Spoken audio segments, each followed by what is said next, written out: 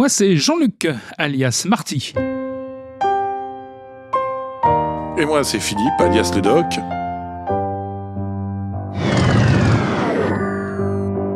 Notre spécialité, les voitures anciennes. Notre particularité, voyager dans le temps pour en rapporter petites et grandes histoires du monde de l'automobile.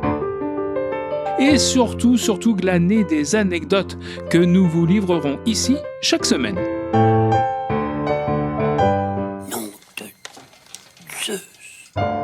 Et pour ce retour dans le passé, nous avons bien sûr eu recours à un véhicule adapté aux déplacements spatio-temporels.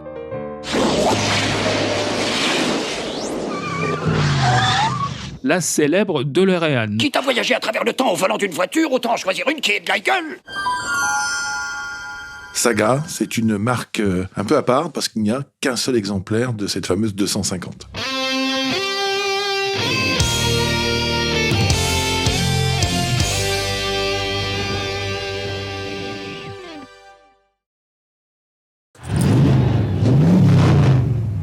Un grondement sourd, le son des pneus qui stoppent net dans le gravier de la maison. Une portière qui claque. Eric qui sort de sa voiture de sport rouge, une bouteille de champagne à la main. Mais bon sang, que se passait-il chez toi, Philippe, à Chéry-les-Pouilly, dans l'Aisne, en ce beau jour d'été 2009 ? Pour bien comprendre, il faut revenir 2 ans en arrière. Je rencontre régulièrement Bruno Vier, qui est un ami du sud de l'Aisne, qui est passionné d'automobile de sport. On lui doit notamment la reconstruction de la barquette Citroën Barbeau, qui a gagné le Bol d'Or en 1953. Donc c'est quelqu'un qui connaît son affaire, qui connaît bien l'histoire de l'automobile, etc. Mais il me lance un véritable défi. Il me dit, voilà, j'ai un copain qui a une voiture, on n'arrive pas à savoir ce que c'est, qu'est-ce que t'en penses ? Ce qui veut dire que ce récit va se transformer en enquête policière, si je comprends bien. Absolument, parce que je rencontre rapidement Eric, l'ami de Bruno. Eric est garagiste près de chez Bruno, et surtout, il est spécialisé dans les voitures de sport italiennes. J'entends Lancia, Alfa Romeo, Ferrari, etc. Il a eu l'occasion, lors du salon des belles champenoises d'époque à Reims, quelques années auparavant, de trouver une voiture à l'état d'épave, voiture dont la ligne est plutôt sympa, mais qui est complètement déshabillée, qui a été complètement poncée, il n'y a plus rien du tout sur cette auto. Néanmoins, il a craqué, il l'achète, et il l'a reconstruit. Mais problème, il n'y a pas de papier, il n'y a pas de marque, il n'y a pas de plaque de constructeur, il n'y a rien du tout. Et si la voiture aujourd'hui roule et qu'elle est performante, il y a quand même ce grand vide. Qu'est-ce que c'est que cette voiture ? Pour l'instant, il lui a mis le nom de TH1 dessus parce qu'il fallait bien pouvoir lui donner une existence administrative légale. Mais quel est donc le nom de cette machine ?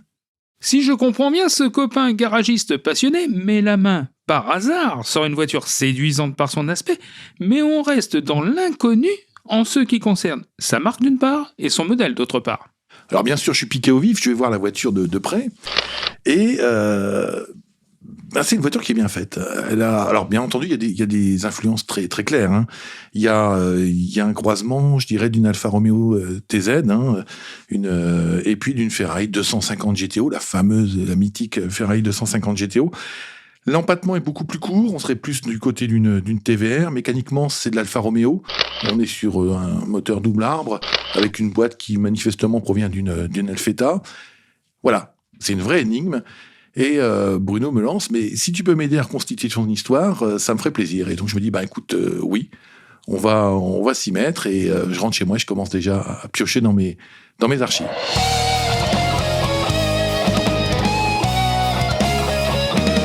En fait, tu t'es vraiment lancé un défi. Tu dis, on va y arriver, quoi.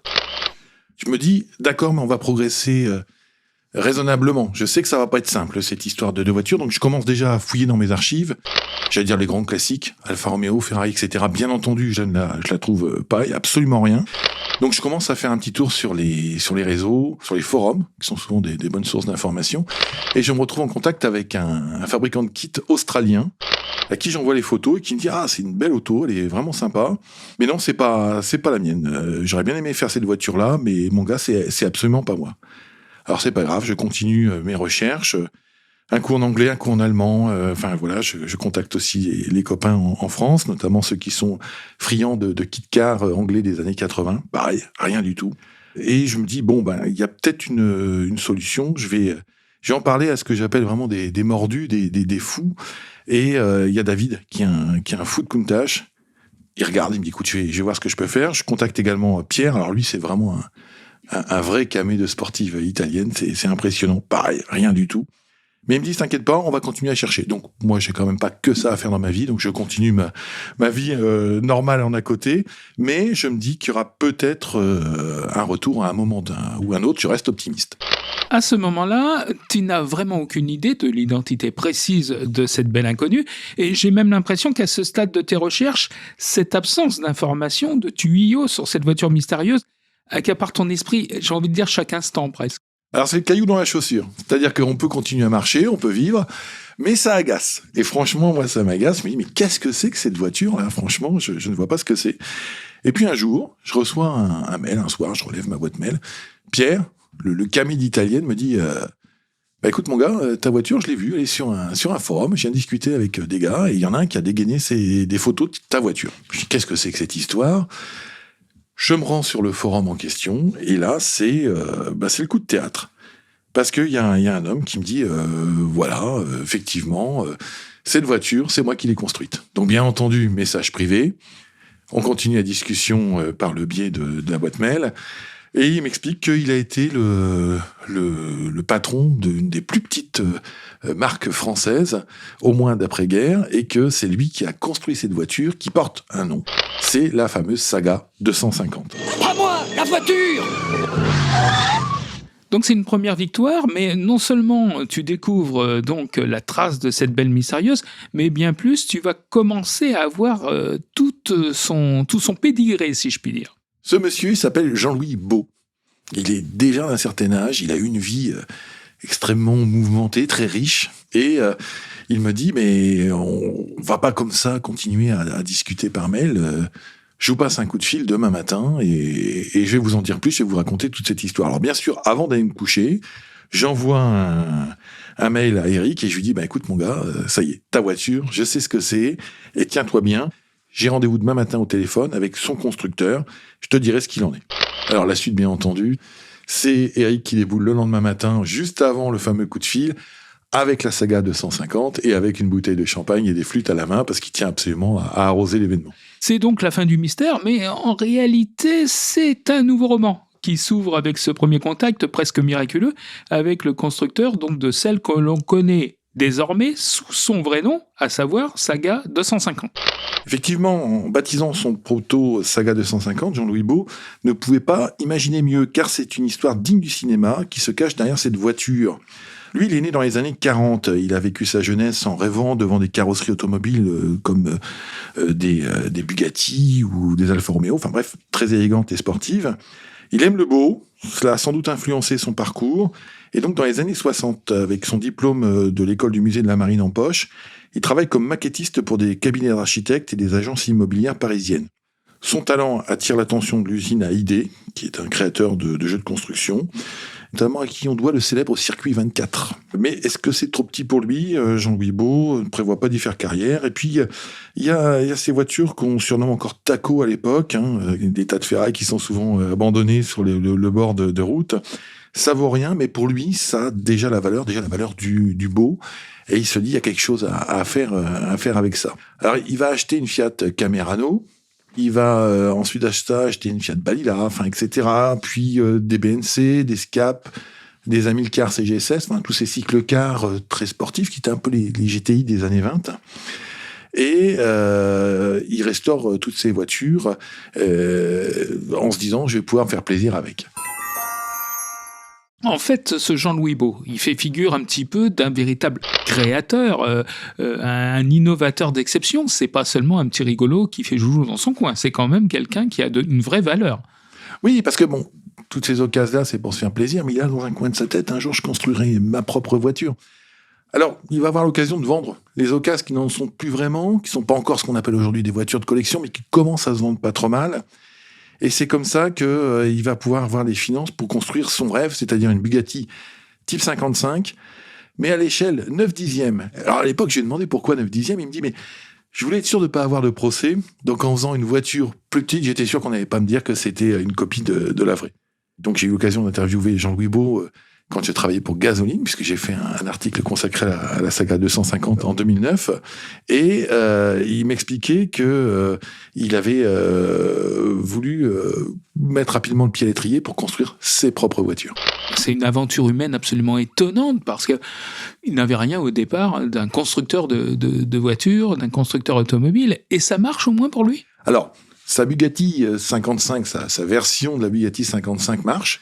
Il va en faire une mini-série, il y en aura 6, qui trouvent le succès. C'est un peu un pionnier, hein. Il va commencer à faire des voitures anciennes plus faciles à conduire. Hein. Aujourd'hui, on parlerait peut-être de répliques ou de choses comme ça. Là, on est dans la fin des années 70, début des années 80, et ça marche, il y a des commandes. Et donc, quand j'ai fait mon article en 2009, il y avait encore 4 de ces fameuses Saga 55 qui roulaient encore. Ça lui a donné confiance, et en 90, il a proposé un cycle-car, un 2862, une nomenclature qui est en référence aux Alfa Romeo d'avant-guerre. Et c'est une idée originale qui se dessine petit à petit en sa tête. Il va construire une série d'une vingtaine de sagas pour organiser un trophée sur piste qui sera réservé aux propriétaires, une sorte de gentleman driver avant l'heure. Ça va marcher, il y a des clients qui sont intéressés, il y a même 17 personnes qui sont sur le point de signer un contrat pour commander ces fameuses voitures lorsque la première guerre du Golfe éclate. Et là, forcément, il y a un refroidissement. Les investisseurs se disent « Ah là, est-ce que c'est le bon moment ?» Les désistements tombent, les uns après les autres. Et du coup, ça va mettre en grande difficulté la jeune entreprise de Jean-Louis Baud. Alors, c'est un beau succès, on va le dire. Mais Jean-Louis Baud n'est pas un homme à se contenter de ce succès, même relatif. On peut penser qu'il a encore envie d'innover, en réalité. Oui, alors il se dit « Bon, chat échaudé, craint l'eau froide ». Je me suis fait avoir sur mes visions de voitures anciennes modernisées. Je vais tenter autre chose. Et il a en tête l'aventure de Jean Redley avec les Alpines. Et il veut faire sa petite sportive, sa petite berlinette personnelle. Alors là, il planche sur un concept de voiture sportive légère, nerveuse, compacte. Et c'est ce qui va être la fameuse Saga 250. Il a les plans en tête, il a déjà bien étudié la chose. Ça sera une mécanique d'Alfa Romeo parce qu'il aime bien la marque, il sait qu'elle est fiable, qu'elle est costaud. Il veut un empattement très court parce qu'il faut que ce soit une voiture qui puisse faire du circuit et qui soit assez agile. Esthétiquement, bien entendu, il va puiser inspiration chez Alfa Romeo et chez Ferrari, ni plus ni moins. Le châssis sera tubulaire, la carrosserie en polyester. Et parce que tout simplement c'est une matière dont il connaît bien les capacités et que donc il sait travailler. En 1990, il est même passé à la construction du premier exemplaire, qui est doté au passage de portières papillons, un peu comme une Mercedes 300 SL ou la fameuse DeLorean. Et les personnes qui croisent cette 250 saga sont sous le charme. Donc ils se disent ça y est, c'est bien parti, cette fois-ci ça va marcher. Mais le projet est tué net par les conséquences de la guerre irakienne. Encore une fois, la guerre qui vient lui barrer la route. Ce coup-ci, c'est le coup de grâce, parce que là, par contre, il avait investi, il espérait avoir des retours financiers, il les a pas. Et la société boit le bouillon et cesse son activité en 92. Quand je parlais avec lui au téléphone de cette affaire-là, il avait encore beaucoup d'émotions, et c'est vrai qu'on sentait qu'il avait encore un peu de mal à avaler ce méchant coup du sort. Et la fameuse 250 saga, elle va rester à l'état de prototype. Il y en a un seul exemplaire, et le constructeur la perd de vue parce que tout simplement l'usine ferme et que les actifs sont vendus.